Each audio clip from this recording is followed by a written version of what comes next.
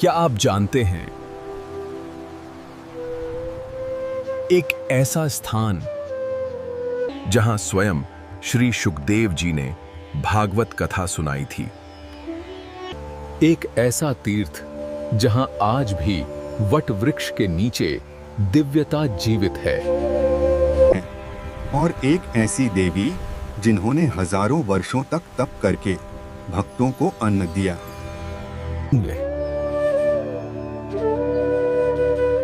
आज हम आपको ले चलेंगे उत्तर भारत के कुछ अद्भुत में रहस्यमयी और दिव्य तीर्थों की यात्रा पर। शुक्रताल का रहस्य। यह है शुक्रताल, गंगा के पावन तट पर बसा वह स्थान जहां महाराज परीक्षित को श्रीमद् भागवत का ज्ञान मिला। यही वह भूमि है जहां सुखदेव जी ने एक वट वृक्ष के नीचे बैठकर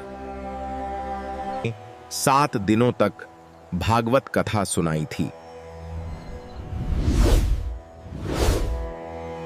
यहां आज भी एक प्राचीन वट वृक्ष है जिसे ब्रह्मचारी वट कहा जाता है। मान्यता है कि शुकदेव जी के चरण चिन्ह आज भी यहां मौजूद हैं। लेकिन एक रोचक बात,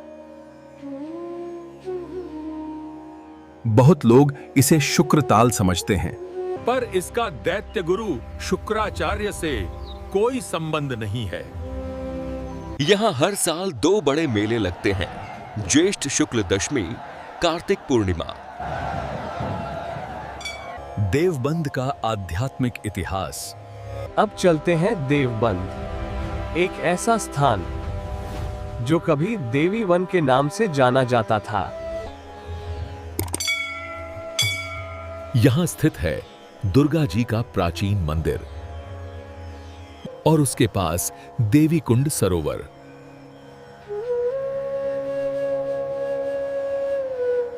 मान्यता है कि यहां की देवी को शाकंभरी देवी की बहन माना जाता है।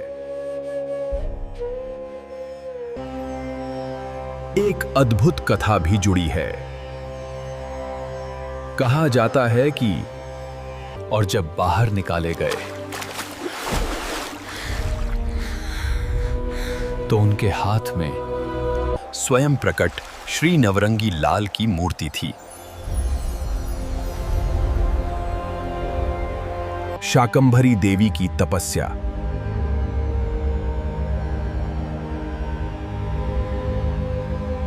अब हम पहुंचते हैं एक सिद्ध पीठ, मां शाकंभरी देवी के दरबार में। यह देवी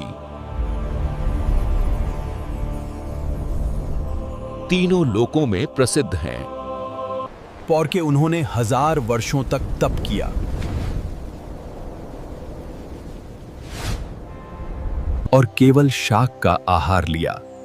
जब ऋषि उनके आश्रम आए तो देवी ने उन्हें भी शाक से ही भोजन कराया। इसीलिए उनका नाम पड़ा शाकंभरी देवी। मान्यता, अगर कोई भक्त यहां पे 3 दिन तक नियम पूर्वक स्नान और शाकाहार करें तो उसे 12 वर्षों के तप का फल मिलता है। यहाँ देवी के साथ स्थापित हैं भीमा देवी, भ्रामरी देवी, शताक्षी देवी, बाल गणपति, हनुमान जी। और एक विशेष बात, मंदिर से पहले भैरव देव का मंदिर आता है और जो देवी के रक्षक माने जाते हैं।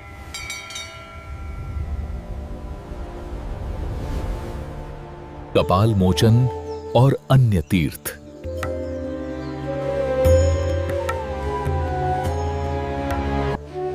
अब चलते हैं एक रहस्यमयी स्थान, कपाल मोचन तीर्थ। यहां 2 पवित्र सरोवर हैं, अहोच हैं कपाल मोचन, ऋण मोचन कहा जाता है। यहां स्नान करने से पाप और ऋण दोनों से मुक्ति मिलती है।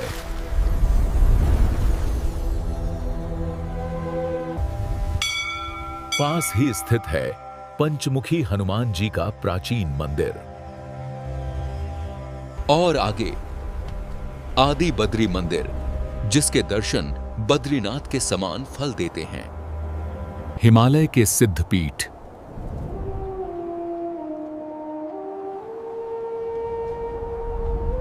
यात्रा यहीं समाप्त नहीं होती। आगे हैं नैना देवी, एक शक्तिशाली सिद्ध पीठ जहां पहुंचने के लिए पहाड़ों पर चढ़ाई करनी पड़ती है। है और फिर देऊट सिद्ध, जहां गुफा में एक विशाल त्रिशूल और चिमटा स्थापित है।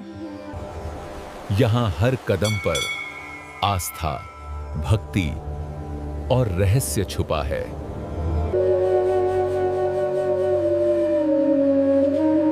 यह यात्रा केवल स्थानों की नहीं थी, यह यात्रा थी आस्था की, इतिहास की और आत्मा की। अगर आपको यह दिव्य यात्रा पसंद आई हो,